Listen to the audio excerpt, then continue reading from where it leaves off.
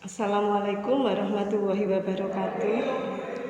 Anak-anakku, pada kesempatan ini saya Ummu Halimah dan teman saya Dan saya Bu Elan Fridorinda. Kami berdua akan menjelaskan tentang ujian praktek biologi yang akan kalian laksanakan pada hari ini. Adapun untuk pelaksanaan ujian praktek yang harus kalian lakukan adalah yang pertama melakukan praktek, yang kedua membuat laporan. Kedua-duanya akan diberi penilaian. Kami akan menjelaskan tentang pelaksanaan untuk prakteknya dan bagaimana penyusunan laporannya. Untuk ujian praktek biologi, alat dan bahan yang diperlukan ada yang sudah disediakan dari sekolah, ada yang harus kalian siapkan sendiri dari rumah. Adapun yang harus kalian bawa dari rumah adalah yang pertama cobek atau layah dan ulek-ulek. Ya, ini harus kalian bawa dari rumah. Yang kedua, gelas dan penyaring. Yang ketiga, ini bahan yaitu air, kemudian kertas minyak, bahan makanan yang akan diuji. Nah, untuk bahan makanan yang diuji nanti koordinator TKB akan menyampaikan apa yang harus dibawa. Misalnya ada tahu, tempe, biskuit, atau beberapa macam buah. Nanti akan diumumkan oleh koordinator TKB. Kemudian yang disediakan dari sekolah antara lain 1 tabung reaksi. Yang kedua, regen atau larutan indikator, Velling A dan Velling B. Nah, regen ini untuk menguji adanya glukosa pada bahan makanan. Kemudian pembakar spiritus. Oh ya, untuk pembakar spiritus ini hati-hati kalian dalam menggunakannya. Kalau sudah selesai menggunakan, untuk mematikan jangan ditiup, tapi menggunakan penutup, ditutup saja, nanti api akan padam dengan sendirinya. Nah, berikutnya akan kami jelaskan bagaimana cara kerjanya. Yang pertama, untuk uji lemak dulu. Nah, untuk uji lemak, bahan yang akan diuji dioleskan di kertas minyak. Ya, jadi kertas minyak itu harus kalian bawa sendiri dari rumah, dioleskan, kemudian ditunggu sampai kering. Kalau ada noda transparan atau noda minyak, berarti bahan tersebut mengandung lemak. Nah, berikutnya untuk uji glukosa. Jadi yang harus kalian lakukan adalah 2 uji, 1 uji lemak, 2 uji glukosa.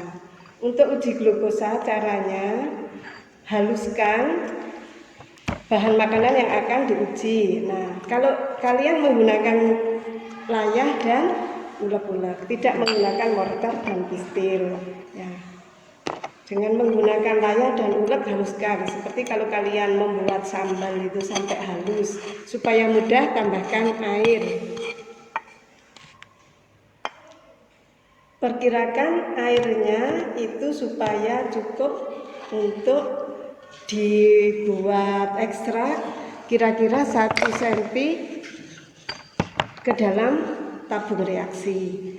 Apabila sudah halus, disaring dengan menggunakan penyaring teh.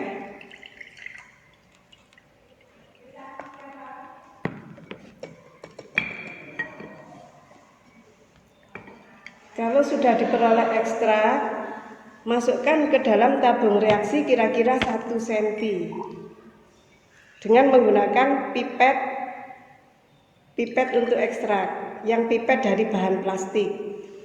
Ya. Kemudian kalau sudah, teteskan masing-masing 5 tetes larutan Velling A dan 5 tetes larutan Velling B.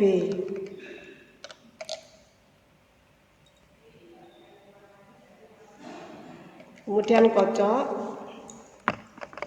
sampai rata. Nyalakan pembakar bunsen.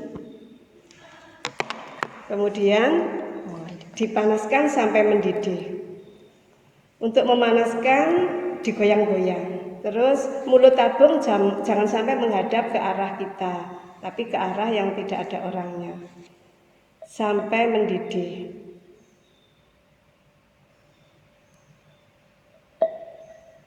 Amati perubahan warna.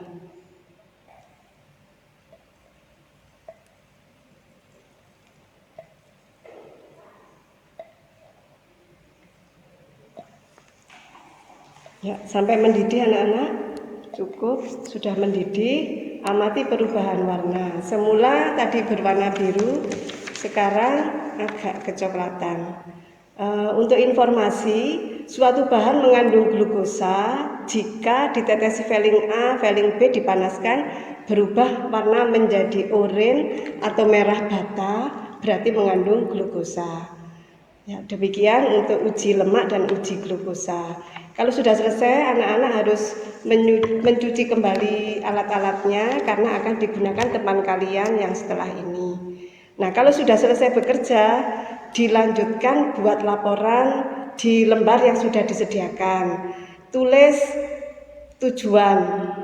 Ya, jangan lupa tulis nama dulu, nama, kemudian TKB mana harus dituliskan, kemudian tujuan, alat dan bahan ini semuanya ditulis, cara kerjanya mulai dari pertama sampai terakhir, kemudian jangan lupa bahan yang diuji apa dituliskan.